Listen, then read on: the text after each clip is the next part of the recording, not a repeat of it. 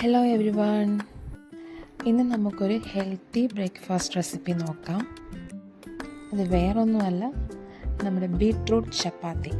അപ്പോൾ ഇപ്പം ഞാൻ ചെയ്തുകൊണ്ടിരിക്കുന്നത് ചപ്പാത്തിക്ക് വേണ്ടി സൈഡായിട്ട് ഒരു തട്ടിക്കോട്ട് പരിപ്പ് കറിയാണ്. പരിപ്പ് ഓൾറെഡി കുക്ക് ചെയ്ത് വെച്ചിട്ടുണ്ട്. പച്ചമുളകും കൊച്ചുള്ളിയും ആഡ് ചെയ്തിട്ടാണ് കുക്ക് ചെയ്ത് വെച്ചത്.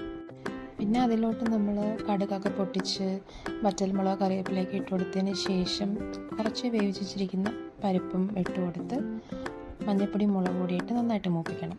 നന്നായിട്ട് മൂത്ത് വന്നതിന് ശേഷം നമ്മൾ ബാക്കി വെന്ത് വെച്ചിരിക്കുന്ന പരിപ്പും കൂടി ആഡ് ചെയ്ത് കൊടുത്തിട്ട് ആവശ്യത്തിന് വെള്ളമൊക്കെ ചേർത്ത് നന്നായിട്ട് ഇളക്കി ആവശ്യത്തിന് ഉപ്പുമൊക്കെ ചേർത്ത് തിളപ്പിച്ചെടുത്താൽ പരിപ്പ് കറി റെഡി.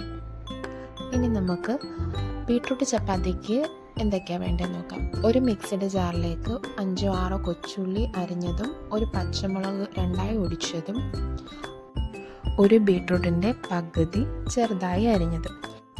അരിയുന്നതിന് പകരം ഗ്രേറ്റ് ചെയ്തെടുക്കുകയാണെങ്കിൽ നമുക്ക് പെട്ടെന്ന് ബീട്രൂട്ട് നല്ല പേസ്റ്റായിട്ട് കിട്ടും. ഇനി ചപ്പാത്തി തയ്യാറാക്കാനായിട്ട് നമ്മൾ ആവശ്യത്തിന് ആട്ടാമാവ് എടുത്തിട്ട് അതിലേക്ക് നമ്മുടെ ഈ ബീട്രൂട്ടിൻ്റെ മിക്സും ആഡ് ചെയ്ത് നല്ല ചപ്പാത്തിയുടെ ഒരു പരുവത്തിൽ മാവ് കുഴച്ചെടുക്കാം.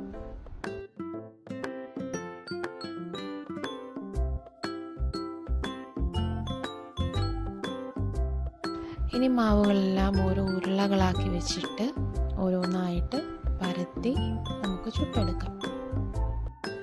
ഈ മാവ് കുഴയ്ക്കുക, പരത്തുക, ഇതൊക്കെ കാണുമ്പോൾ വല്ലാത്തൊരു ടെംപ്റ്റേഷൻ വരുന്ന ഒരാൾ എൻ്റെ വീട്ടിലുണ്ട്. വേറെ ആരുമല്ല, എൻ്റെ മോനാണ്. അപ്പം അതേ അടുക്കളയിൽ വന്ന് പണി തുടങ്ങിയിട്ടുണ്ട്.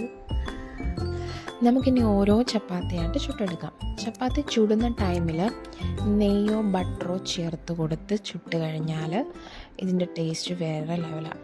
എസ്പെഷ്യലി ബട്ടർ, അത് സോൾട്ടഡ് ആണെങ്കിൽ കുറച്ചും കൂടി ടേസ്റ്റി ആയിരിക്കും. ആക്ച്വലി ഈ ഒരു ചപ്പാത്തി കഴിക്കാൻ നമുക്ക് ഒരു കറിയുടെ ആവശ്യമില്ല, വെറുതെ കഴിക്കാൻ തന്നെ അത്രയ്ക്ക് ടേസ്റ്റാണ്.